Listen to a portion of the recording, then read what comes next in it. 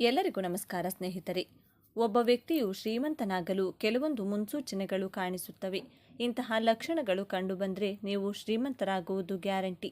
ಒಬ್ಬ ವ್ಯಕ್ತಿ ಶ್ರೀಮಂತರಾಗುವ ಮೊದಲು ಪ್ರಕೃತಿಯಲ್ಲಿ ಕಾಣಿಸುವ 21 ಸೂಚನೆಗಳು ಅಥವಾ ಲಕ್ಷಣಗಳು ನಿಮ್ಮ ಅದೃಷ್ಟದ ಬಾಗಿಲನ್ನು ತೆರೆಯಲಿದೆ. ಗ್ರಂಥಗಳ ಪ್ರಕಾರ ಒಬ್ಬ ವ್ಯಕ್ತಿಯ ಮೇಲೆ ಸಂಪತ್ತು ಸುರಿಯಲು ಆರಂಭಿಸಿದರೆ, ಅಂದರೆ ಅವನು ಶ್ರೀಮಂತನಾಗುವ ಯೋಗವಿದ್ದರೆ, ಪ್ರಕೃತಿಯು ಕೆಲವು ವಿಶೇಷ ಚಿಹ್ನೆಗಳ ಸಂದೇಶವನ್ನು ನೀಡುತ್ತದೆ. ಶ್ರೀಮಂತಿಕೆಯು ಬರುವ ಮೊದಲು ಈ 21 ಶುಭ ಚಿಹ್ನೆಗಳು ಮೊದಲು ಕಾಣಿಸಿಕೊಳ್ಳಲು ಪ್ರಾರಂಭಿಸುತ್ತವೆ. ಈ ಶುಭ ಚಿಹ್ನೆಗಳನ್ನು ಎಂದಿಗೂ ಸಹ, ಯಾವುದೇ ಕಾರಣಕ್ಕೂ ಸಹ ಇದನ್ನು ನೀವು ಎಂದಿಗೂ ನಿರ್ಲಕ್ಷಿಸಬೇಡಿ. ಈ ಶುಭ ಚಿಹ್ನೆಗಳು ನಿಮ್ಮ ಜೀವನದಲ್ಲಿ ದೊಡ್ಡ ಮತ್ತು ಅಪಾರವಾದ ಬದಲಾವಣೆಗಳು ಸಂಭವಿಸುತ್ತವೆಂದು ಸೂಚಿಸುತ್ತದೆ. ಹಾಗೂ ಸಾಕ್ಷಾತ್ ಲಕ್ಷ್ಮೀ ದೇವಿಯು ನಿಮ್ಮ ಮನೆಯ ಬಾಗಿಲು ತಟ್ಟಿದ್ದಾರೆಂದೇ ತಿಳಿದುಕೊಳ್ಳಿ. ಇದು ನಿಮ್ಮ ಮನೆಯ ಭಾಗ್ಯದ ಬಾಗಿಲು ತೆರೆದಿದೆ ಎನ್ನುವ ಸಂಕೇತವಾಗಿದೆ. ಹಿಂದೂ ಧರ್ಮದಲ್ಲಿ ಲಕ್ಷ್ಮೀ ದೇವಿಯನ್ನ ಸಂಪತ್ತಿನ ದೇವತೆ ಎಂದು ಕರೆಯಲಾಗುತ್ತೆ. ಲಕ್ಷ್ಮೀ ದೇವಿಯು ಯಾರ ಮೇಲೆ ದಯೆ ತೋರುತ್ತಾಳೋ ಮತ್ತು ಯಾರ ಮನೆಯಲ್ಲಿ ಲಕ್ಷ್ಮೀ ದೇವಿಯು ಪ್ರವಾಸ ಮಾಡುತ್ತಾಳೋ, ಯಾರ ಮನೆಯಲ್ಲಿ ವಾಸ ಮಾಡಲು ಬಯಸುತ್ತಾಳೋ ಅವರು ಹಾಗೂ ಅವರ ಮನೆಯಲ್ಲಿ ಎಂದಿಗೂ ಹಣದ ಕೊರತೆ ಇರುವುದಿಲ್ಲ. ಆದರೆ ಕೆಲವೊಬ್ಬರು ಲಕ್ಷ್ಮೀ ದೇವಿಯನ್ನ ಮೆಚ್ಚಿಸಲು ಹಾಗೂ ಒಲಿಸಿಕೊಳ್ಳಲು ಅವರ ಮನೆಯಲ್ಲಿ ವಿವಿಧ ರೀತಿಯ ಪೂಜೆ ಹಾಗೂ ಪರಿಹಾರಗಳನ್ನು ಸಹ ಮಾಡಿಕೊಳ್ತಾರೆ. ಲಕ್ಷ್ಮೀದೇವಿಯ ಕೃಪೆಯು ಯಾರ ಮೇಲೆ ಮತ್ತು ಯಾವ ಮನೆಯಲ್ಲಿರುತ್ತದೆಯೋ ಅಲ್ಲಿ ಅವರಿಗೆ ಕೆಲವು ಶುಭ ಚಿಹ್ನೆಗಳು ಕಾಣಿಸಿಕೊಳ್ಳುತ್ತವೆ ಎಂಬ ನಂಬಿಕೆ ಇದೆ. ಹಾಗಾದರೆ ಒಬ್ಬರ ಜೀವನದಲ್ಲಿ ಲಕ್ಷ್ಮೀದೇವಿಯು ಆಗಮಿಸುವ ಮೊದಲು ಕೆಲವೊಂದು ಶುಭ ಚಿಹ್ನೆಗಳು ಕಾಣಿಸುತ್ತವೆ. ಹಾಗಾದರೆ ಈ ಶುಭ ಚಿಹ್ನೆಗಳು ಯಾವುವು ಎಂದು ತಿಳಿಯೋಣ. ಆದರೆ ಅದಕ್ಕೂ ಮೊದಲು ಸಾಕ್ಷಾತ್ ಲಕ್ಷ್ಮೀ ದೇವಿಯ ಆಶೀರ್ವಾದವು ನಿಮ್ಮ ಮೇಲೆ ಇರಬೇಕೆಂದು ನೀವು ಬಯಸಿದರೆ ಈ ವಿಡಿಯೋವನ್ನು ಲೈಕ್ ಮಾಡಿ ಮತ್ತು ನಮ್ಮ ಚಾನಲ್ನ ಸಬ್ಸ್ಕ್ರೈಬ್ ಮಾಡಿ. ಕಮೆಂಟ್ ಬಾಕ್ಸ್ನಲ್ಲಿ ಓಂ ಶ್ರೀ ಮಹಾಲಕ್ಷ್ಮೀ ದೇವಿಯೇ ನಮಃ ಎಂದು ಬರೆಯಿರಿ. ಒಬ್ಬ ಬಡ ವ್ಯಕ್ತಿಯು ಸಹ ದಿಢೀರ್ ಶ್ರೀಮಂತನಾಗಿರುವ ಉದಾಹರಣೆಗಳು ಸಾಕಷ್ಟಿವೆ. ಅದನ್ನು ನಾವು ಸಹ ನೋಡಿರ್ತೇವೆ. ರಾತ್ರಿ ಕಳೆದು ಬೆಳಗಾಗುವಷ್ಟರಲ್ಲಿ ಶ್ರೀಮಂತರಾಗಿರುವ ಅದೆಷ್ಟೋ ಅದೃಷ್ಟವಂತರನ್ನು ನಾವು ನೋಡಿರುತ್ತೇವೆ. ಇದಕ್ಕೆಲ್ಲ ಸಾಕ್ಷಾತ್ ಲಕ್ಷ್ಮೀ ದೇವಿಯ ಕೃಪೆ ಇದ್ದರೆ ಮಾತ್ರ ಸಾಧ್ಯ. ಹಾಗಾದರೆ ಲಕ್ಷ್ಮೀ ದೇವಿಯ ಆಗಮನವಿದ್ದರೆ ನಿಮಗೆ ಕೆಲವೊಂದು ಅದೃಷ್ಟದ ಮುನ್ಸೂಚನೆಗಳು ಕಾಣಿಸಿಕೊಳ್ಳುತ್ತವೆ. ಆ ಮುನ್ಸೂಚನೆಗಳು ಯಾವುವೆಂದು ನೋಡೋದಾದರೆ, ಮೊದಲನೆಯದಾಗಿ ಕೈಗಳಲ್ಲಿ ತುರಿಕೆಯಾಗುವುದು. ಜ್ಯೋತಿಷ್ಯ ಶಾಸ್ತ್ರದ ಪ್ರಕಾರ ಪುರುಷನ ಬಲಗೈಯಲ್ಲಿ ಮತ್ತು ಮಹಿಳೆಯ ಎಡಗೈಯಲ್ಲಿ ತುರಿಕೆ ಉಂಟಾದರೆ ಅದನ್ನು ಶುಭ ಮತ್ತು ಒಳ್ಳೆಯ ಸಂಕೇತ ಎಂದು ಪರಿಗಣಿಸಲಾಗುತ್ತೆ. ಇದರರ್ಥ ನಿಮ್ಮ ಜೀವನದಲ್ಲಿ ಹಣಕ್ಕೆ ಸಂಬಂಧಿಸಿದ ಎಂತಹ ಸಮಸ್ಯೆಗಳಿದ್ರೂ ಸಹ ಆ ಎಲ್ಲ ಸಮಸ್ಯೆಗಳು ದೂರವಾಗುತ್ತವೆ ಮತ್ತು ಆರ್ಥಿಕ ಸ್ಥಿತಿ ಬಲಗೊಳ್ಳುತ್ತದೆ ಎನ್ನುವುದರ ಸಂಕೇತವಾಗಿರುತ್ತೆ. ಎರಡನೆಯದಾಗಿ ಶಂಖದ ಧ್ವನಿ ಕೇಳಿಸುವುದು. ನೀವು ಬೆಳಗ್ಗೆ ಎದ್ದ ತಕ್ಷಣ ಶಂಖದ ಧ್ವನಿ ಏನಾದರೂ ನಿಮಗೆ ಕೇಳಿಸಿದರೆ ಅದನ್ನು ನಿಮ್ಮ ಜೀವನದಲ್ಲಿ ನಡೆಯುವ ಒಳ್ಳೆಯ ಬದಲಾವಣೆ ಸಂಕೇತವೆಂದು ಪರಿಗಣಿಸಲಾಗುತ್ತದೆ. ಈ ಸಂಕೇತವು ನಿಮ್ಮ ಕೆಟ್ಟ ಸಮಯವು ಮುಗಿದಿದೆ ಎನ್ನುವ ಮುನ್ಸೂಚನೆಯನ್ನು ನೀಡುತ್ತದೆ. ನಿಮ್ಮ ಕೆಟ್ಟ ಸಮಯ ಕಳೆದು ಈಗ ಒಳ್ಳೆಯ ಸಮಯವಾಗಿದೆ, ಬದಲಾಗಿದೆ ಎಂದು ಸೂಚಿಸುತ್ತದೆ. ಜೊತೆಗೆ ನಿಮ್ಮ ಜೀವನದಲ್ಲಿ ನೀವು ದೊಡ್ಡ ಸಾಧನೆಯೊಂದನ್ನು ಮಾಡಿದ್ದೀರಿ ಅಥವಾ ನಿಮ್ಮ ಕೈಗೆ ಸಾಧನೆಯ ಒಂದು ವಸ್ತು ಸಿಗಬಹುದು ಎನ್ನುವ ಸೂಚನೆಯನ್ನು ನೀಡುತ್ತದೆ. ಮೂರನೆಯದಾಗಿ ನಿಮ್ಮ ಮನೆಯಲ್ಲಿ ಇದ್ದಕ್ಕಿದ್ದಂತೆ ಸಾಲಾಗಿ ಬರುವಂತಹ ಕಪ್ಪು ಇರುವೆಗಳು. ಈ ಕಪ್ಪು ಇರುವೆಗಳು ಕಾಣಿಸಿಕೊಂಡ್ರೆ ಆ ದಿನ ನಿಮಗೆ ಹಣದ ವ್ಯವಹಾರಗಳು ಸುಗಮವಾಗಿ ನಡೆಯುತ್ತವೆ. ಒಂದು ವೇಳೆ ಕಪ್ಪು ಇರುವೆಗಳು ಆಹಾರ ಪದಾರ್ಥಗಳ ಮೇಲೆ ಮುಗಿಬಿದ್ರೆ ಅಥವಾ ಆಹಾರ ಪದಾರ್ಥಗಳನ್ನು ತೆಗೆದುಕೊಂಡು ಹೋಗುವಾಗ ಗುಂಪು ಗುಂಪಾಗಿ ಕಾಣಿಸಿಕೊಂಡ್ರೆ ನಿಮ್ಮ ಮನೆಯಲ್ಲಿ ಲಕ್ಷ್ಮೀ ದೇವಿಯು ಪ್ರವೇಶಿಸಿದ್ದಾಳೆಂದು ಅರ್ಥ ಮಾಡಿಕೊಳ್ಳಿ. ಇದು ಮನೆಯಲ್ಲಿ ಹಣ ಬರುವ ಸಂಕೇತವನ್ನು ಸೂಚಿಸುತ್ತದೆ. ನಾಲ್ಕನೆಯದಾಗಿ ಬೆಳಿಗ್ಗೆ ಸಮಯದಲ್ಲಿ ಒಂದು ಹಸು ಬಂದು ನಿಮ್ಮ ಮನೆ ಬಾಗಿಲಿನಲ್ಲಿ ಬಂದು ಅಂಬೆಗಾಲು ಹಾಕಿದರೆ ಅದನ್ನು ಸಾಕ್ಷಾತ್ ದೇವರ ಆಶೀರ್ವಾದ ಸಿಕ್ಕಿದೆ ಎಂದು ಪರಿಗಣಿಸಬೇಕು. ಆ ದಿನ ಆ ಸಮಯದಲ್ಲಿ ಆ ಹಸುವಿಗೆ ರೊಟ್ಟಿ ಅಥವಾ ಪಾಲಕ್ ಸೊಪ್ಪನ್ನು ತಿನ್ನಿಸಿ. ಸಾಧ್ಯವಾದರೆ ಹಸುವಿನ ಕಾಲಿಗೆ ನಮಸ್ಕರಿಸಿ ಅಥವಾ ಹಸುವಿನ ಬೆನ್ನನ್ನು ಸವರಿ ಕಳುಹಿಸಬೇಕು. ಇದರರ್ಥ ಲಕ್ಷ್ಮೀ ದೇವಿಯೇ ಸ್ವತಃ ನಿಮ್ಮ ಬಾಗಿಲಿಗೆ ಬಂದಿದ್ದಾಳೆ ಎನ್ನುವ ಮುನ್ಸೂಚನೆ ನೀಡುತ್ತದೆ. ಐದನೆಯದಾಗಿ ನಿಮ್ಮ ಮನೆಯಲ್ಲಿ ತುಳಸಿ ಗಿಡವು ದಟ್ಟವಾಗಿ ಮತ್ತು ಹಚ್ಚ ಹಸಿರಾಗಿ ಬೆಳೆಯುತ್ತಿದ್ದರೆ ನಿಮ್ಮ ಮನೆಯಲ್ಲಿ ಶೀಘ್ರದಲ್ಲಿಯೇ ಸಂತೋಷದ ಸುದ್ದಿಯನ್ನು ಕೇಳುತ್ತೀರಿ. ಜೊತೆಗೆ ಸಂಪತ್ತು ಮತ್ತು ಸಮೃದ್ಧಿಯು ಬರಲಿದೆ ಎಂದು ಅರ್ಥ ಮಾಡಿಕೊಳ್ಳಿ. ಆರನೆಯದಾಗಿ ಅದೇ ರೀತಿ ಶಾಸ್ತ್ರಜ್ಞರ ಪ್ರಕಾರ ಪೊರಕೆ ಹಾಗೂ ಲಕ್ಷ್ಮೀ ದೇವಿಗೆ ನಿಕಟವಾದ ಸಂಬಂಧವಿದೆ ಎಂದು ಹೇಳುತ್ತಾರೆ. ಹಾಗಾಗಿ ಪೊರಕೆಯನ್ನು ಲಕ್ಷ್ಮೀ ದೇವಿಗೆ ಹೋಲಿಸುತ್ತಾರೆ. ಆದ್ದರಿಂದ ಬೆಳಿಗ್ಗೆ ಸಮಯದಲ್ಲಿ ಯಾರಾದರೂ ಪೊರಕೆಯಲ್ಲಿ ಕಸ ಹೊಡೆಯುತ್ತಿರುವುದು ನಿಮಗೆ ಕಾಣಿಸಿದರೆ ನೀವು ಶೀಘ್ರದಲ್ಲಿಯೇ ಶ್ರೀಮಂತರಾಗಲಿದ್ದೀರಿ ಎಂದು ಅರ್ಥ ಮಾಡಿಕೊಳ್ಳಿ. ಬೆಳಗ್ಗೆ ಮನೆಯಿಂದ ಕೆಲಸಕ್ಕೆ ಹೋಗುವಾಗ ಪ್ರತಿದಿನ ಸತತವಾಗಿ 5 ದಿನಗಳವರೆಗೂ ಯಾರಾದರೂ ಪೊರಕೆಯಲ್ಲಿ ಕಸ ಹೊಡೆಯುತ್ತಿರುವುದು ಕಂಡುಬಂದರೆ ನಿಮ್ಮ ಎಲ್ಲ ಕಷ್ಟಗಳು ದೂರವಾಗಲಿದೆ ಎಂದು ಅರ್ಥ ಮಾಡಿಕೊಳ್ಳಿ. ಹಾಗೂ ಲಕ್ಷ್ಮೀ ದೇವಿಯ ಕೃಪೆಯು ಸದಾ ನಿಮ್ಮ ಮೇಲಿರಲಿದೆ ಎಂದು ತಿಳಿದುಕೊಳ್ಳಿ.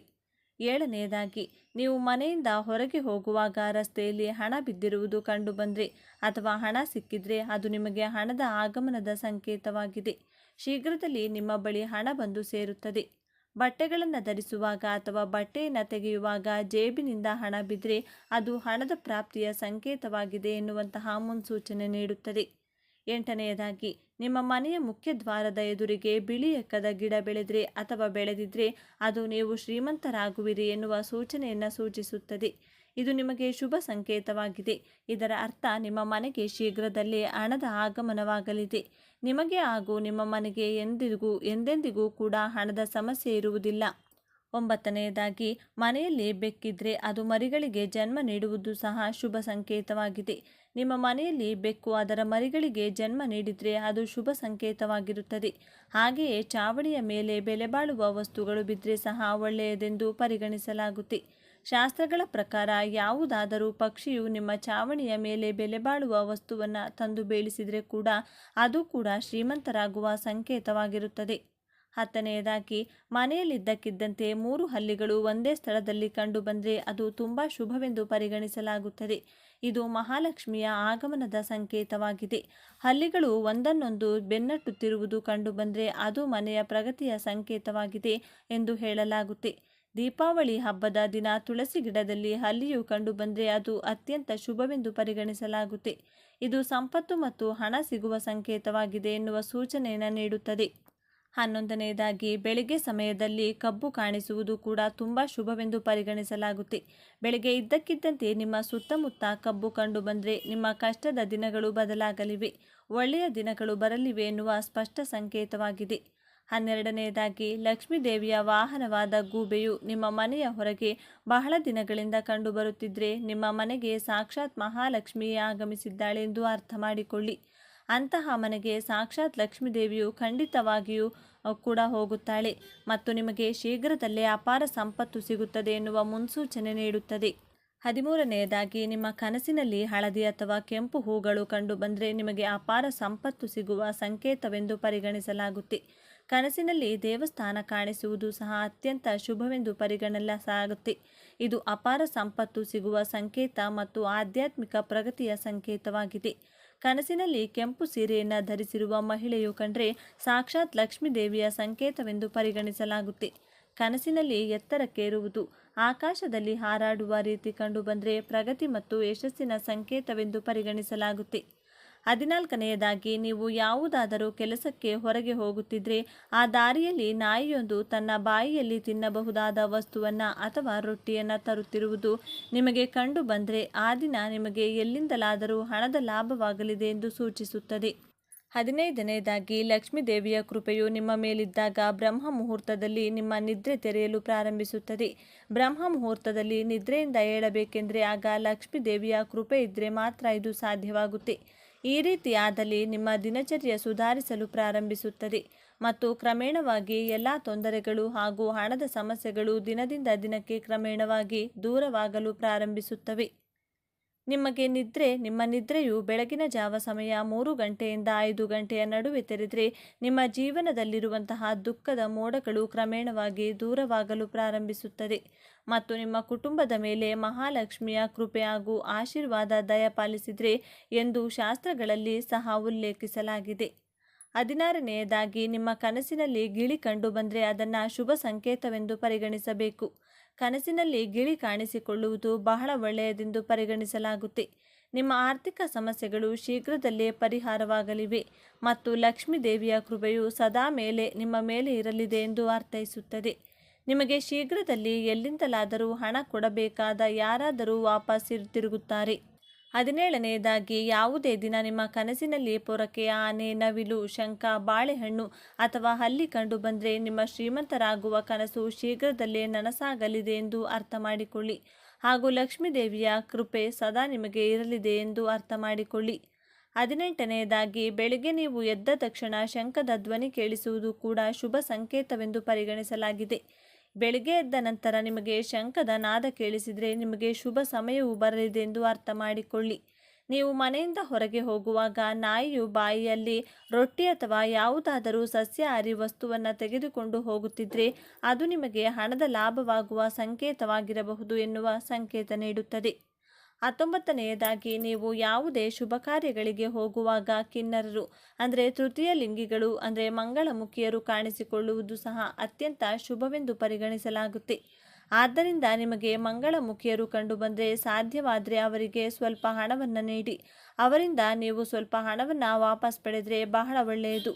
ಮಂಗಳಮುಖಿಯರಿಂದ ನೀವು ಕೇಳದೆ ಅವರೇ ನಿಮಗೆ ಒಂದು ನಾಣ್ಯವನ್ನು ವಾಪಸ್ ಕೊಟ್ಟರೆ ಅದನ್ನು ಜೋಪಾನವಾಗಿಟ್ಟುಕೊಳ್ಳಿ.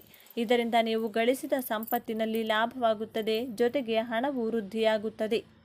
20ನೇದಾಗಿ, ನಿಮ್ಮ ಮನೆಯ ಚಾವಣಿಯ ಮೇಲೆ ಕೋಗಿಲೆ ಕೂರುವುದು ಕೂಡ ಕಂಡುಬಂದರೆ ಇದನ್ನು ಮಂಗಳಕರವೆಂದು ನಂಬಲಾಗುತ್ತದೆ. ನಿಮ್ಮ ಮನೆಯ ಮೇಲೆ ಕೋಗಿಲೆಯ ಆಗಮನದಿಂದ ಜೊತೆಗೆ ಕೋಗಿಲೆಯು ಕೂಗುವುದರಿಂದ ಇದು ನಿಮಗೆ ಅದೃಷ್ಟ ಹಾಗೂ ಶುಭ ಸಂಕೇತವಾಗಿದೆ. ಹಾಗಾಗಿ ನಿಮ್ಮ ಸಂಪತ್ತು ಹೆಚ್ಚಾಗಬೇಕು, ನಿಮಗೆ ಬರಬೇಕಾದ ಹಣವು ಬಂದು ನಿಮ್ಮ ಕೈ ಸೇರುತ್ತದೆ. ಇನ್ನು 21ನೇದಾಗಿ, ಬೆಳಿಗ್ಗೆ ಎದ್ದ ತಕ್ಷಣ ದೇವರ ಪೂಜೆಗೆ ತದನಂತರ ತೆಂಗಿನಕಾಯಿ ದರ್ಶನವಾದರೆ ನಿಮ್ಮ ಮೇಲೆ ಭಾಗ್ಯಲಕ್ಷ್ಮಿಯ ಕೃಪೆ ಸಿಗುತ್ತೆ ಎಂದು ಅರ್ಥ ಮಾಡಿಕೊಳ್ಳಿ. ಬೆಳಿಗ್ಗೆ ಎದ್ದ ಕೂಡಲೇ ಹಣ್ಣಿನ ಪದಾರ್ಥಗಳು ಕಂಡಲ್ಲಿ ನಿಮಗೆ ಸಾಕ್ಷಾತ್ ಲಕ್ಷ್ಮೀ ದೇವಿಯ ಅನುಗ್ರಹವಾಗಿದೆ ಎಂದು ತಿಳಿಯಿರಿ. ನಿಮಗೆ ಹಣದ ಸಮಸ್ಯೆ ಇರುವುದಿಲ್ಲ. ನೋಡಿದ್ರಲ್ಲ ಸ್ನೇಹಿತರೆ, ಒಬ್ಬ ವ್ಯಕ್ತಿ ದಿಢೀರ್ ಶ್ರೀಮಂತವಾಗಬೇಕೆಂದರೆ ಯಾವೆಲ್ಲ ಮುನ್ಸೂಚನೆಗಳು ಕಾಣಿಸುತ್ತವೆ, ಜೊತೆಗೆ ಲಕ್ಷ್ಮೀ ದೇವಿಯ ಕೃಪೆಯೂ ಕೂಡ ಸಹ ಇರಬೇಕಾಗುತ್ತೆ. ಈ ಮಾಹಿತಿ ನಿಮಗೆ ಇಷ್ಟವಾಗಿದೆ ಎಂದು ನಾನು ಭಾವಿಸ್ತೇನೆ. ಈ ಮಾಹಿತಿ ಇಷ್ಟ ಆಗಿದ್ದರೆ ಲೈಕ್ ಮಾಡಿ, ಶೇರ್ ಮಾಡಿ. ಓಂ ಶ್ರೀ ಮಹಾಲಕ್ಷ್ಮೀ ದೇವಿಯೇ ನಮಃ ಎಂದು ಕಮೆಂಟ್ ಮಾಡಿ ತಿಳಿಸಿ. ಹೆಚ್ಚಿನ ಮಾಹಿತಿಯನ್ನು ಪಡೆಯಲು ಈಗಲೇ ನಮ್ಮ ಚಾನಲ್ಗೆ ಸಬ್ಸ್ಕ್ರೈಬ್ ಮಾಡಿಕೊಳ್ಳಿ. ಒಂದೊಳ್ಳೆ ಮಾಹಿತಿಯೊಂದಿಗೆ ಪುನಃ ಭೇಟಿಯಾಗೋಣ. ಶಾಸ್ತ್ರಗಳ ಪ್ರಕಾರ ಪ್ರತಿ ವಸ್ತು ಹಾಗೂ ಪದಾರ್ಥ ಒಂದು ನಿರ್ದಿಷ್ಟ ಶಕ್ತಿಯನ್ನು ಹೊಂದಿರುತ್ತದೆ. ಬೇರೆಯವರಿಂದ ಕೆಲವು ವಸ್ತುಗಳನ್ನು ಉಚಿತವಾಗಿ ಅಥವಾ ದಾನವಾಗಿ ತೆಗೆದುಕೊಳ್ಳುವುದು ಅವರ ನಕಾರಾತ್ಮಕ ಶಕ್ತಿಗಳನ್ನು ಹಾಗೂ ಅವರ ಕರ್ಮಫಲಗಳನ್ನು ನಾವು ತೆಗೆದುಕೊಂಡಂತೆ ಲೆಕ್ಕ. ಹಾಗಾಗಿ ಫ್ರೀಯಾಗಿ ಕೊಡ್ತಿದ್ದಾರಲ್ವಾ ಅಂತ ಕೊಟ್ಟಿದ್ದೆಲ್ಲ ತೆಗೆದುಕೊಳ್ಳಲು ಹೋಗಬಾರದು. ಈ ವಿಡಿಯೋದಲ್ಲಿ ಕೆಲವು ಪದಾರ್ಥಗಳು ಹಾಗೂ ವಸ್ತುಗಳ ಬಗ್ಗೆ ಹೇಳ್ತೀನಿ. ಅದನ್ನು ಯಾವ ಪರಿಸ್ಥಿತಿಯಲ್ಲೂ ದಾನವಾಗಿ ಅಥವಾ ಫ್ರೀಯಾಗಿ ಅಥವಾ ಸಾಲವಾಗಿಯೂ ಕೂಡ ತೆಗೆದುಕೊಳ್ಳಬೇಡಿ. ಮುಂದುವರಿಸುವ ಮೊದಲು ಓಂ ಶ್ರೀ ಮಹಾಲಕ್ಷ್ಮಿ ನಮಃ ಎಂದು ಕಮೆಂಟ್ ಮಾಡಿ. ವಿಡಿಯೋಗೆ ಒಂದು ಲೈಕ್ ಕೊಟ್ಟು ನಮ್ಮ ಚಾನಲ್ನ ಸಬ್ಸ್ಕ್ರೈಬ್ ಮಾಡಿಕೊಳ್ಳಿ. ವಿಷಯಕ್ಕೆ ಬರೋಣ. ನಾವು ಬೇರೆಯವರಿಂದ ಉಚಿತವಾಗಿ ತೆಗೆದುಕೊಳ್ಳಬಾರದ ಮೊದಲ ಪದಾರ್ಥ ಉಪ್ಪು. ಸನಾತನ ಧರ್ಮದಲ್ಲಿ ಉಪ್ಪು ಶ್ರೀ ಮಹಾಲಕ್ಷ್ಮಿಯ ಸ್ವರೂಪ. ಜೊತೆಗೆ ಉಪ್ಪಿಗೆ ನೆಗೆಟಿವ್ ಎನರ್ಜಿ ಎಳೆದುಕೊಳ್ಳುವ ಶಕ್ತಿ ಇರುತ್ತದೆ. ನಾವು ಇನ್ನೊಬ್ಬರಿಂದ ಉಪ್ಪು ಉಚಿತವಾಗಿ ತೆಗೆದುಕೊಂಡ್ರೆ ಅವರ ಮನೆಯಲ್ಲಿರುವ ಆರ್ಥಿಕ ಸಮಸ್ಯೆಗಳು, ನಕಾರಾತ್ಮಕ ಶಕ್ತಿಗಳು ಎಲ್ಲವನ್ನ ಎಳೆದುಕೊಂಡು ನಮ್ಮ ಮನೆಗೆ ಉಪ್ಪು ತರುತ್ತದೆ. ನಮ್ಮ ಮನೆಯಲ್ಲಿರುವ ಮಹಾಲಕ್ಷ್ಮಿ ಹೊರಟು ಹೋಗುತ್ತದೆ. ಇದು ನಮಗೆ ಸಾಲಬಾಧೆ, ಆರೋಗ್ಯ ಸಮಸ್ಯೆ, ಆರ್ಥಿಕ ಸಮಸ್ಯೆ ತಂದುಕೊಡುತ್ತದೆ. ಉಚಿತವಾಗಿ ತೆಗೆದುಕೊಳ್ಳಬಾರದ ಎರಡನೇ ವಸ್ತು ಚಪ್ಪಲಿ. ಜ್ಯೋತಿಷ್ಯ ಶಾಸ್ತ್ರದ ಪ್ರಕಾರ ಮನುಷ್ಯನ ಪಾದಗಳಲ್ಲಿ ಶನಿದೇವರು ವಾಸಿಸುತ್ತಾರೆ. ಬೇರೆಯವರ ಚಪ್ಪಲಿ ಹಾಕಿಕೊಳ್ಳುವುದು ಅಥವಾ ಉಚಿತವಾಗಿ ಚಪ್ಪಲಿ ತೆಗೆದುಕೊಳ್ಳುವುದರಿಂದ ಶನಿದೋಷ ಅಂಟಿಕೊಳ್ಳುತ್ತದೆ. ಈ ಕಾರಣದಿಂದ ಕೆಲಸಗಳಲ್ಲಿ ಅಡ್ಡಿಗಳು, ಜೀವನದಲ್ಲಿ ವಿಘ್ನಗಳು, ಅನಗತ್ಯ ಸಮಸ್ಯೆಗಳು ಬರುವುದು ನಡೆಯುತ್ತದೆ. ಉಚಿತವಾಗಿ ತೆಗೆದುಕೊಳ್ಳಬಾರದ ಮೂರನೇ ವಸ್ತು ಬಾಚಣಿಗೆ. ಬಾಚಣಿಗೆ ವೈಯಕ್ತಿಕ ಆರೋಗ್ಯಕ್ಕೆ ಸಂಬಂಧಿಸಿದ ವಸ್ತು. ಹಾಗೆ ಒಬ್ಬರ ಹಣೆ ಬರಹಕ್ಕೆ ಸಂಬಂಧಿಸಿದ ಶಕ್ತಿಯನ್ನು ಕೂಡ ಬಾಚಣಿಗೆ ಹೊಂದಿರುತ್ತದೆ. ಬೇರೆಯವರ ಬಾಚಣಿಗೆ ಬಳಸುವುದರಿಂದ ಕೂದಲಿಗೆ ಸಂಬಂಧಿಸಿದ ಅನಾರೋಗ್ಯ ಸಮಸ್ಯೆಗಳು ಬರುತ್ತವೆ. ಹಾಗೆ ಅವರ ಮಾನಸಿಕ ಸಮಸ್ಯೆಗಳು ಕೂಡ ನಮಗೆ ಅಂಟಿಕೊಳ್ಳುತ್ತವೆ. ಉಚಿತವಾಗಿ ತೆಗೆದುಕೊಳ್ಳಬಾರದ ನಾಲ್ಕನೇ ವಸ್ತು ಪೊರಕೆ. ಪೊರಕೆಯು ದರಿದ್ರ ಲಕ್ಷ್ಮಿಯನ್ನ ಮನೆಯಿಂದ ಹೊರಗೆ ಕಳಿಸುವ ವಸ್ತು, ಹಾಗೆ ಮಹಾಲಕ್ಷ್ಮಿಯ ಸ್ವರೂಪ ಕೂಡ. ಪೊರಕೆಯನ್ನು ಬೇರೆಯವರಿಂದ ಉಚಿತವಾಗಿ ತೆಗೆದುಕೊಳ್ಳುವುದು ಅಥವಾ ಬೇರೆಯವರ ಪೊರಕೆಯಿಂದ ನಮ್ಮ ಮನೆ ಗುಡಿಸಿದರೆ ಅವರ ಮನೆಯ ದರಿದ್ರ ಎಲ್ಲ, ಅಂದರೆ ದರಿದ್ರ ಲಕ್ಷ್ಮಿ ನಮ್ಮ ಮನೆಗೆ ಬರುತ್ತಾಳೆ. ನಮ್ಮ ಮನೆಯ ಸಿರಿ ಸಂಪತ್ತು ಕ್ಷೀಣಿಸುತ್ತದೆ. ಆರ್ಥಿಕ ಸ್ಥಿತಿಗೆ ಬಲವಾದ ಪೆಟ್ಟು ಬೀಳುತ್ತದೆ. ಬೀದಿಗೆ ಬರುವ ಅವಕಾಶ ಜಾಸ್ತಿ ಇರುತ್ತದೆ. ಉಚಿತವಾಗಿ ತೆಗೆದುಕೊಳ್ಳಬಾರದ ಐದನೇ ವಸ್ತು ಆಭರಣಗಳು. ಚಿನ್ನ, ಬೆಳ್ಳಿ ಆಭರಣಗಳಿಗೆ ಗ್ರಹಗಳನ್ನು ಪ್ರಭಾವಿತಗೊಳಿಸುವ ಶಕ್ತಿ ಇರುತ್ತದೆ. ಮುಖ್ಯವಾಗಿ ಚಿನ್ನ ಗುರುಗ್ರಹಕ್ಕೆ ಸಂಬಂಧಿಸಿದೆ. ಬೇರೆಯವರ ಆಭರಣಗಳನ್ನು ಧರಿಸುವುದು ಅಥವಾ ಉಚಿತವಾಗಿ ತೆಗೆದುಕೊಳ್ಳುವುದರಿಂದ ಗ್ರಹ ದೋಷಗಳು ಅಂಟಿಕೊಂಡು ಅನಿಷ್ಟ ನಡೆಯುವ ಅವಕಾಶ ಹೆಚ್ಚಾಗಿದೆ. ಆಭರಣಗಳು ಇರುವಂಥ ಬೆಲೆಗೆ ಫ್ರೀಯಾಗಿ ಕೊಟ್ಟರೆ ಅಥವಾ ಎಲ್ಲಾದರೂ ಸಿಕ್ಕರೆ ಯಾರು ಬೇಕಾದರೂ ತೆಗೆದುಕೊಳ್ಳುತ್ತಾರೆ. ಹಾಗಾಗಿ ಅಂಥ ಪರಿಸ್ಥಿತಿ ಬಂದಾಗ 1 ರೂಪಾಯಿ ಆದರೂ ನಿಮ್ಮ ಕಡೆಯಿಂದ ಅವರಿಗೆ ಕೊಟ್ಟು ಆಭರಣಗಳನ್ನು ತೆಗೆದುಕೊಳ್ಳಲು ಪ್ರಯತ್ನಿಸಿ. ಒಂದು ವೇಳೆ ಎಲ್ಲಾದರೂ ನಿಮಗೆ ಆಭರಣ ಸಿಕ್ಕರೆ 11 ರೂಪಾಯಿ ಅಥವಾ 101 ರೂಪಾಯಿ ದೇವರ ಹುಂಡಿಗೆ ಹಾಕಿ. ಈ ರೀತಿ ಆಭರಣ ಸಿಕ್ಕಿದೆ ನನಗೆ, ಇದರಿಂದ ಯಾವ ದೋಷ ಬರಬಾರದು ಎಂದು ಕೈ ಮುಗಿಯಿರಿ. ಅಥವಾ ಯಾರಾದರೂ ಬಡವರಿಗೆ ಊಟ ಕೊಟ್ಟು ಅವರಿಗೆ ದಕ್ಷಿಣೆ ತಾಂಬೂಲೆ ಕೊಟ್ಟರೂ ಕೂಡ ಸರಿ ಹೋಗುತ್ತದೆ. ಇದರಿಂದ ಯಾವುದೇ ಗ್ರಹದೋಷ ನಿಮಗೆ ಬರುವುದಿಲ್ಲ. ಉಚಿತವಾಗಿ ಪಡೆಯಬಾರದ 6ನೇ ವಸ್ತು ಕನ್ನಡಿ. ಕನ್ನಡಿ ನಮ್ಮ ಪ್ರತಿಬಿಂಬ ತೋರಿಸುತ್ತದೆ, ಹಾಗೆ ನಮ್ಮ ಎನರ್ಜಿಯನ್ನು ಪ್ರತಿಬಿಂಬಿಸುತ್ತದೆ.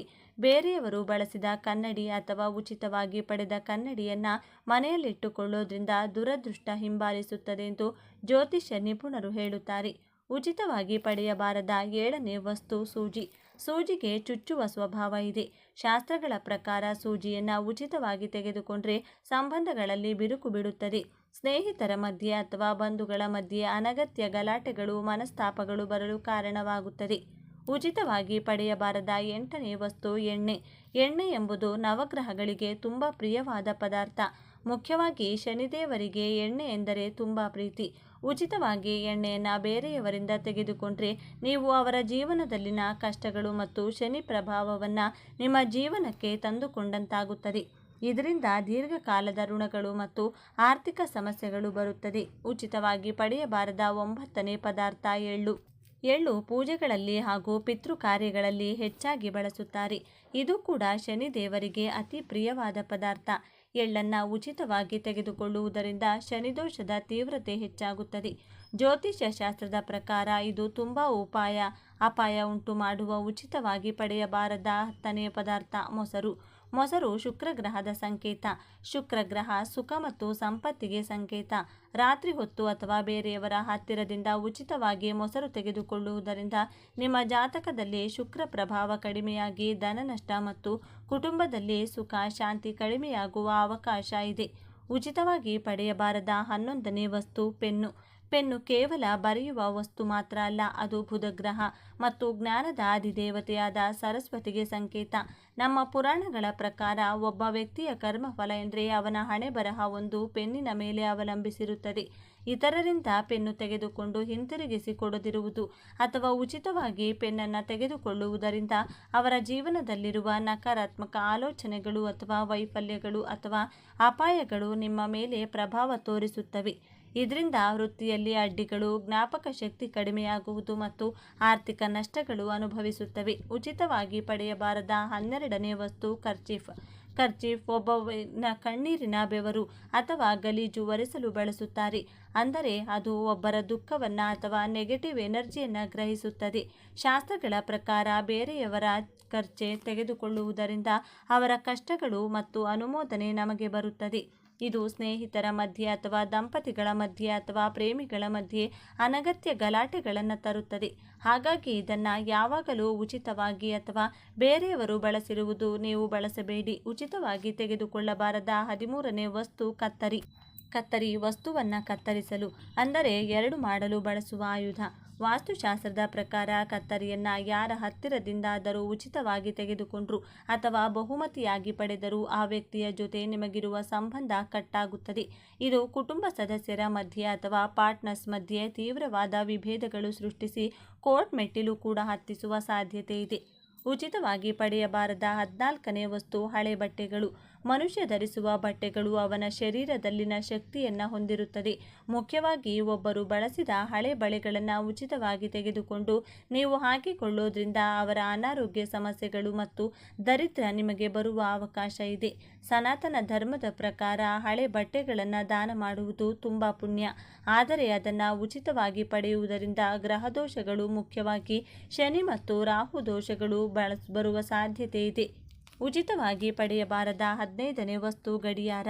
ಗಡಿಯಾರ ನಮ್ಮ ಸಮಯವನ್ನು ಸೂಚಿಸುತ್ತದೆ.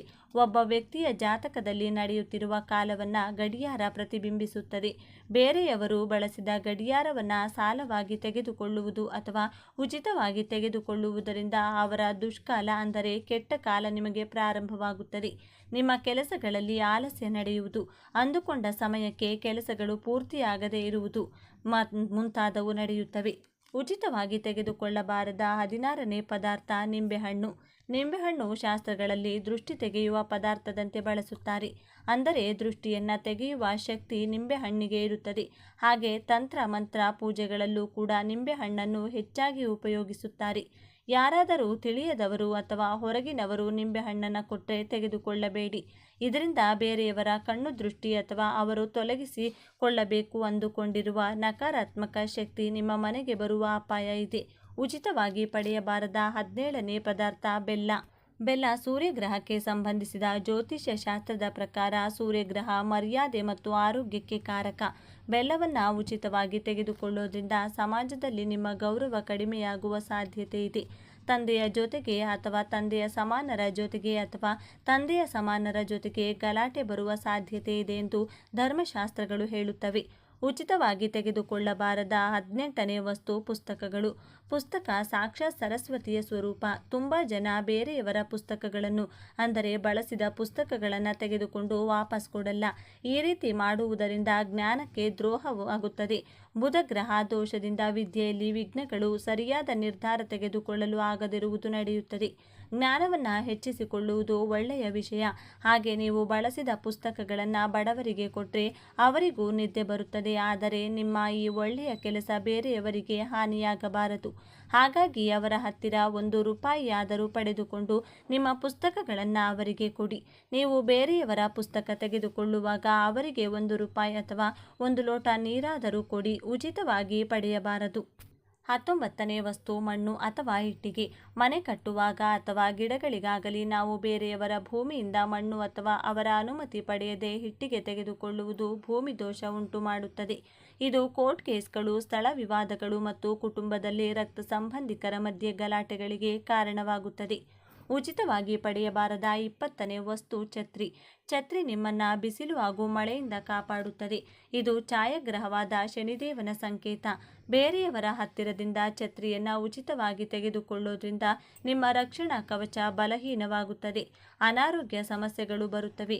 ಮುಖ್ಯವಾಗಿ ಛತ್ರಿಯನ್ನು ಉಚಿತವಾಗಿ ತೆಗೆದುಕೊಂಡ್ರೆ ಆರ್ಥಿಕವಾಗಿ ತುಂಬ ಸಮಸ್ಯೆಗಳು ಬರುತ್ತವೆ ಎಂದು ಶಾಸ್ತ್ರ ಎಚ್ಚರಿಸುತ್ತದೆ. ಈಗ ನಾನು ಹೇಳಿದ ವಸ್ತುಗಳಲ್ಲಿ ನೀವು ಇದಕ್ಕೂ ಮುಂಚೆ ಯಾರ ಹತ್ತಿರದಿಂದಾದರೂ ಉಚಿತವಾಗಿ ಪಡೆದಿರಬಹುದು. ಅಂಥ ಪರಿಸ್ಥಿತಿಯಲ್ಲಿ ಕೆಲವು ಪರಿಹಾರಗಳನ್ನು ಮಾಡಿಕೊಳ್ಳಿ. ಇದರಿಂದ ದೋಷ ನಿವಾರಣೆ ನಡೆಯುತ್ತದೆ.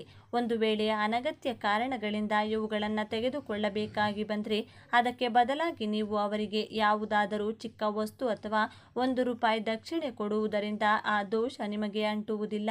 ಒಂದು ವೇಳೆ ಇದಾಗಲೇ ಪಡೆದುಕೊಂಡಿದ್ರೆ ನೀವು ಅದಕ್ಕೆ ಬದಲಾಗಿ ಹುಂಡಿಯಲ್ಲಿ ಸ್ವಲ್ಪ ದುಡ್ಡು ಹಾಕುವುದು ಅಥವಾ ಯಾರಿಗಾದರೂ ಅನ್ನದಾನ ಮಾಡುವುದು ಅಥವಾ ದಕ್ಷಿಣೆ ತಾಂಬೂಲ ಕೊಡುವುದರಿಂದ ಕೂಡ ದೋಷ ಮುಕ್ತಿ ನಡೆಯುತ್ತದೆ.